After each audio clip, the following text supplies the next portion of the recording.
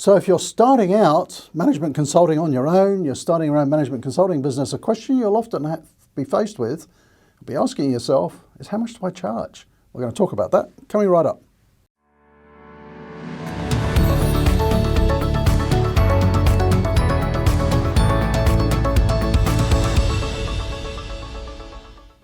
Okay, so how much do you charge for your services as a management consultant? Now, on a previous video, I talked about the difference of contracting versus consulting, and we'll put a link to that up here.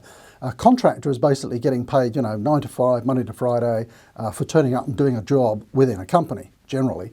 The management consultant is getting paid to deliver certain results, and to a degree, very often the client's really not bothered, how many hours you're putting into it. They're paying for a result.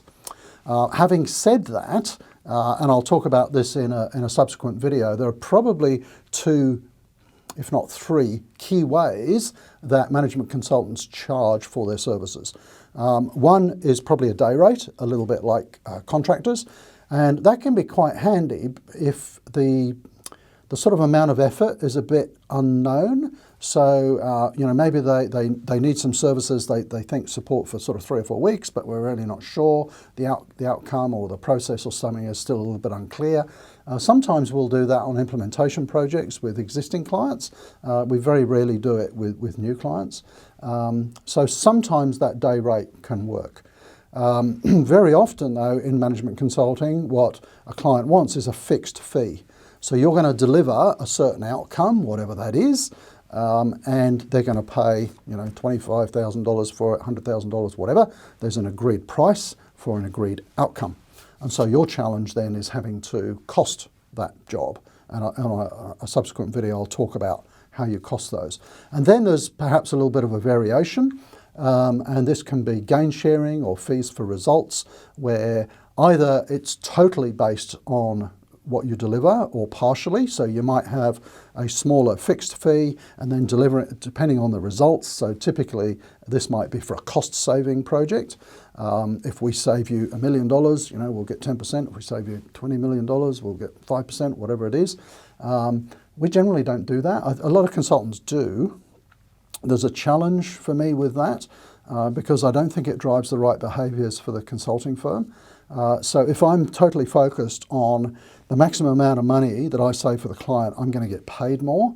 Perhaps it's going to encourage consultants to cut corners, maybe and I've seen it happen in the logistics industry where they're putting in, suppliers and things which are not quite up to speed, but they're cheaper. So sometimes it's not a great outcome for the client. So certainly in our business, we generally do mainly fixed fee and then some sort of time and materials, as we call it, or day rates. But what do you charge?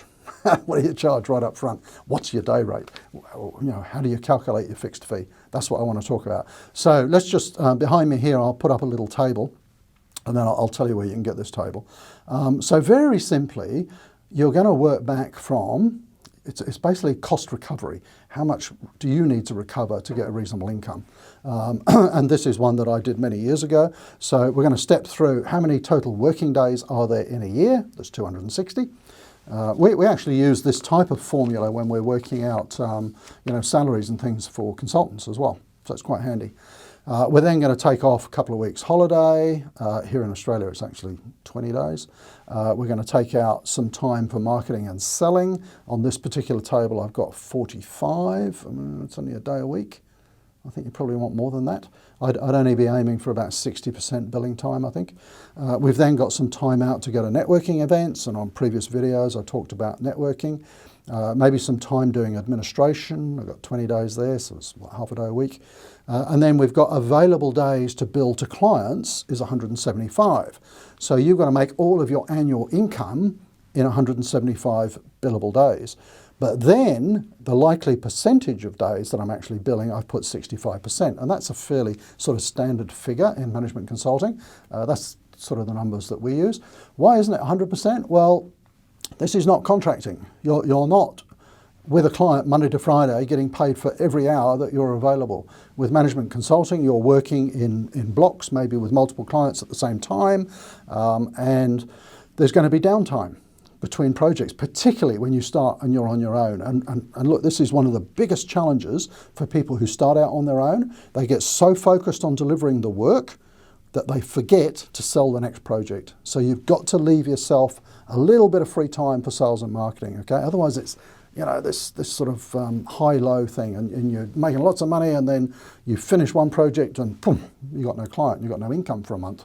So plan on, you know, something like 65% of your time being billable. So on this table, the likely days that you're going to bill to clients is 114. So that's 260 potential working days. You're only going to be billing 114 days. And then I've put a daily rate to clients here. It's a little bit more these days, of $1,600. And so the potential sales on my own is 182,000. So that helps me with my overall business budget, but it also helps me understand what I should be charging for clients. So even though I'm doing, let's say if I'm doing a time and materials project, I might be charging $1,600 a day. If I'm doing a fixed fee project, then basically what we do in our business is we do a bottom-up costing.